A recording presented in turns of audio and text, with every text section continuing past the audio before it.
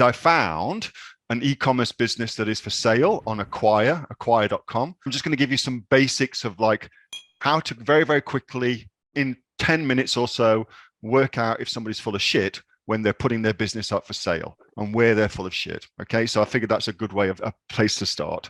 You'll see when you get there that it is a business in the pet brand niche and profitable e-commerce brand, 750,000 in rev, 569 in profit, which is a very, very high margin of profit. It's actually 75% margin, which is high.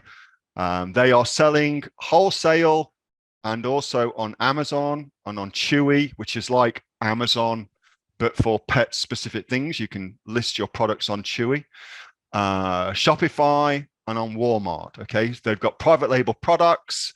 They're doing fulfillment, blah, blah, blah, blah. There's a P&L. This business is going to be fantastic. What you should do is grow, and here's how you should grow the business. Okay, so that's the fundamentals of the business. Okay, so on here, which is actually pretty naughty, they actually give away the name of the brand. So Pet Love is the name of the brand, which means we can now go and take a look at the business.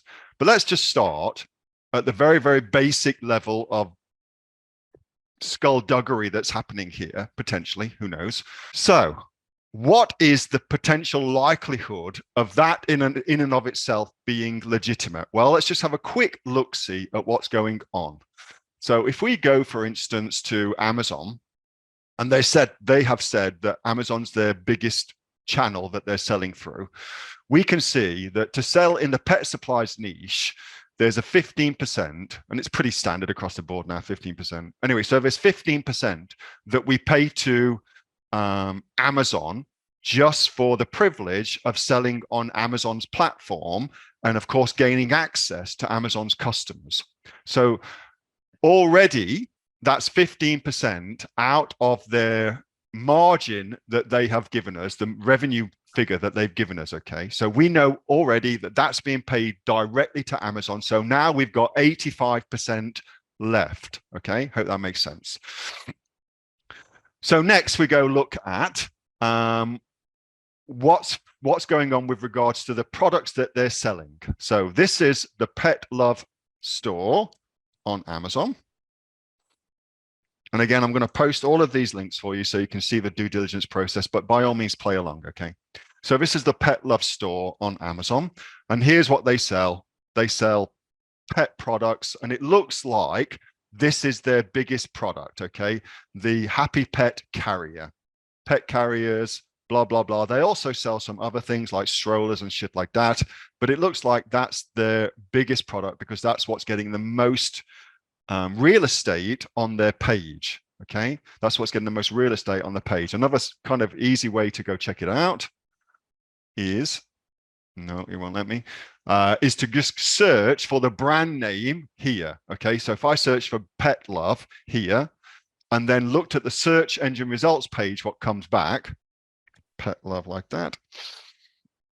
So I can see what they're advertising. So I already know that they're running paid advertising. Okay, so that's another thing. I'm like, okay, they've got PPC costs coming out of it, but their number one product up here is a pet carrier. Okay, so now I know that their number one product is the pet carriers. Okay, so onwards. Next thing to establish is what they are paying for their products. So how the hell do you do that? Well, the thing you've got to do is you do a little bit of detective work to find their suppliers, whether that's in China or wherever it may be. Now, if it is in China, it's actually very, very simple to find their suppliers. And here's how you do that. So what we go look for is we go look for the name of the company. So it's Pet Love. And we know that this is a mark of Pet Love Shop. So we get all that information. So we can do Pet Love Shop LLC. And then you also want to put plus, and you can see I've already done this research, bill of lading. Now, without getting into too many details about what the hell a bill of lading is, suffice to say, it's a publicly available document that all exporters and importers of goods utilize to allow a centralized place where all the information about what's happening from a shipment gets onto. Okay, that's the fundamentals of what it is. Anyway, the good thing about bill of ladings are they're publicly available documents because everybody has to have access to them, which means they're searchable as well.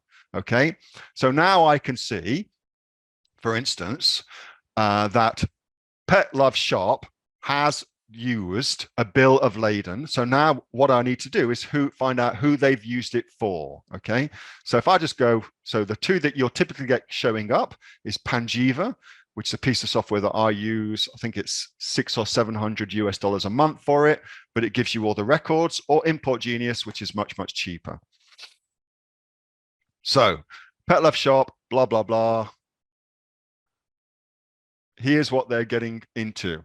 So the products and the company they are using. Let's see if we can find who they're coming with. So these are the companies that are related to them. I won't try and pronounce Huayan, but I will try and pronounce Suzhou. So they're the companies that are related to them, okay? Which means, for instance, Hua BDF Leisure Products. Let's just come back up here. I've now found who they are, okay? So this is one of the suppliers that Pet Love uses. Oops, maybe their website's having a bit of a moment. Let's see if I can find them somewhere else. Here they are. This is one of their suppliers. And what I'm looking to establish is, and of course, nothing's working for some weird reason. All their internet's really slow. What I'm looking to establish is, what is the unit cost of their product? Okay, so this is who they're using as a supplier. So that gives us that information. And what I could do is I could now contact them and get the unit cost price for the product. So I would know with certainty, well, with some degree of certainty, what their unit cost is. So I can start to work out the legitimacy of the figures that they've given me. Okay, the other way I could do it, which is possibly a little bit easier, faster, but doesn't give as accurate information, is I could go to Alibaba and I could go and look at the same product being sold on Alibaba and to see what people are paying for that roughly. Okay, so for instance, these, well, I can see they're probably paying somewhere in the region of, depending on how many they're getting, $22 to $10. Let's say they've got a great relationship with their supplier, and so their unit cost is $10 a pop. Okay, everybody following along so far? So now I know a few interesting things. The things I know are they're paying 15% referral fees.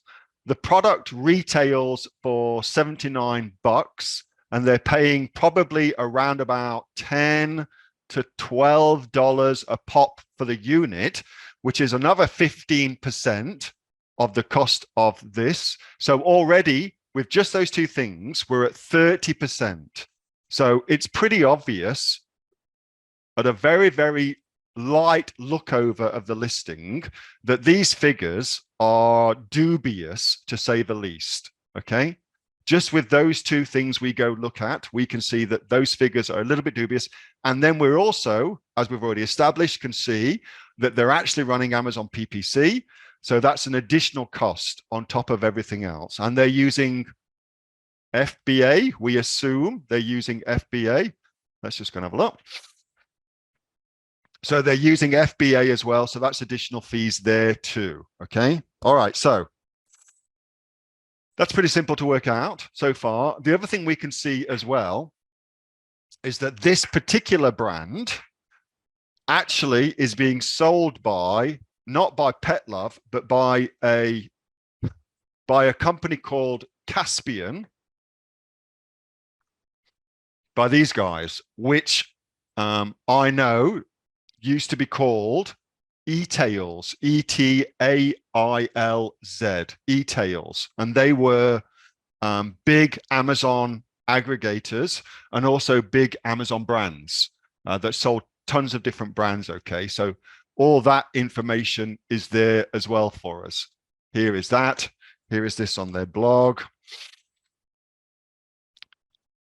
Import Yeti. Yeah, that works. Okay. So what is the potentiality that this is accurate information? Well, we know that 15% goes to Amazon, 15% on the unit cost of the product, never mind the shipping charges to get it into the country. They're running PPC and they're not even selling the product. They're selling it through another third party, which is Caspian, which has got all sorts of potential issues within it. Okay. So even just in 10 minutes that it's taken us to do some very, very light due diligence without even looking at their numbers, we can very, very quickly ascertain whether or not a product is misleading us, shall we say, on the front end, just with their initial information. Okay. So Dipan, for you, that's a very, very quick way of doing some initial research into a product. What are they selling? Who's supplying it? What are their estimated initial costs? And from that, you can very quickly work out, based on that, well, they're looking for 2.2 revenue at 1.7 million. What's the likelihood that their profit actually is accurate? Not very in this particular instance. Okay, so that's how I go about doing that. That was a video from my regular Monday night Q&A session with the members of the Aussie Online Entrepreneurs. We are a community of over 2,500 e-commerce professionals right around the world. We're the fastest growing e-commerce community right here in Australia, for instance, with sales, by the way, of over $50 million. If you'd like to find out more about what we do, get yourself off to www.aussieonlineentrepreneurs.com.au. That link is in the description. I will see you on the next video. Until then, make sure you like this video, subscribe, and I'll see you next time. Bye.